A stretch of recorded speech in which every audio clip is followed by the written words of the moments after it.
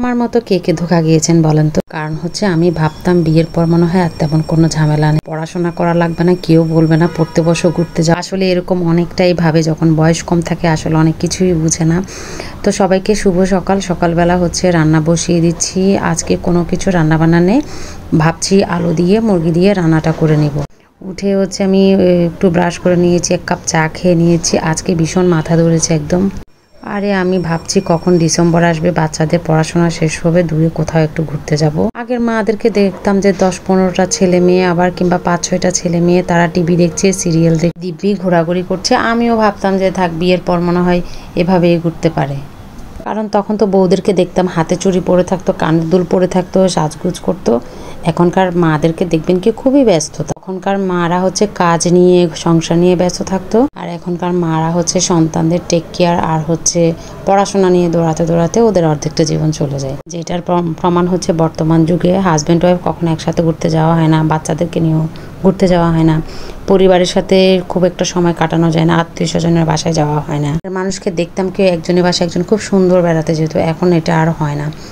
তো যেটাই হোক, এই যে ভাবা, আমি আসলে বিয়ের পরের জীবনটা অনেক কঠিন, বাস্তবতাটা ভাবতে হবে। বাস্তবতা হচ্ছে এটাই, অনেকে বলেন যে বিয়ের আগে এত সুন্দর করে সাজগুজ করে থাকো, বিয়ের পরে একটা লেমেন্টি জামা পরে থাকো, এটা হলে তো জামাই অন্যদিকে মন দিবে, এটাই স্বাভাবিক।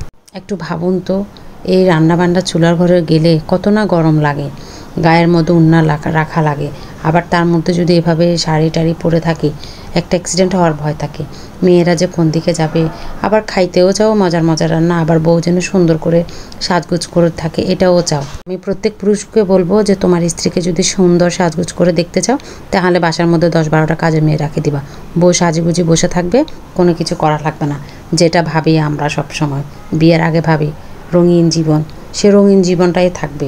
এই কাজের বেড়া জালে নিজেকে একটু দেখার সময় পর্যন্ত পায় না, আবার বলতে আসে সাজগুজ করে থাকো। যাই হোক, এখন বিছনাটা একটু গুছিয়ে নিচ্ছিলাম। আসলে আমার ওই যে কাজ করতে আসে, ও আসবে, আমি শুধু ঘরটা গুছিয়ে রাখছি, ফার্নিচার মুছেছি।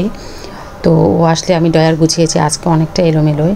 এই যে ডয়ারগুলো একটু পরিষ্কার করে নিলাম। আমার এই ডয়ারের মধ্যে হচ্ছে সাবান, তার লিকুইডগুলো রাখি, এরপরে হচ্ছে কয়েলের প্যাকেটগুলো এটার মধ্যে থাকে, কাপড় ধোয়ার পাউডার, সব কিছু এটার মধ্যে। কাপড় ধোয়ার পাউডার শেষ নিয়ে আসা লাগবে। আর এই ডয়ারের মধ্যে হচ্ছে একটু কাপড় তেনা ফাটা এগুলাই থাকে, কটন।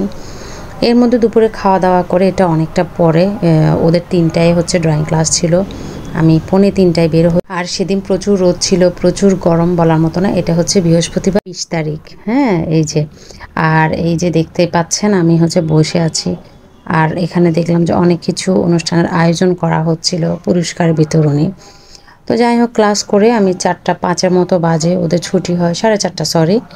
বাসায় আসি, আসার সময় হচ্ছে একটা নিয়ে আসি, হটডগ। আমার মেয়ে বললো যে একটা হটডগ নিয়ে আসো, তো এটা নিলে হচ্ছে 35 টাকার মতো করে। আর হোম রেসিপির খাবারগুলো ভালোই লাগে। তো সেই সাথে আজকের ভিডিওটি এখানেই শেষ করলাম। সবাই ভালো থাকবেন, সুস্থ থাকবেন, আল্লাহ হাফেজ।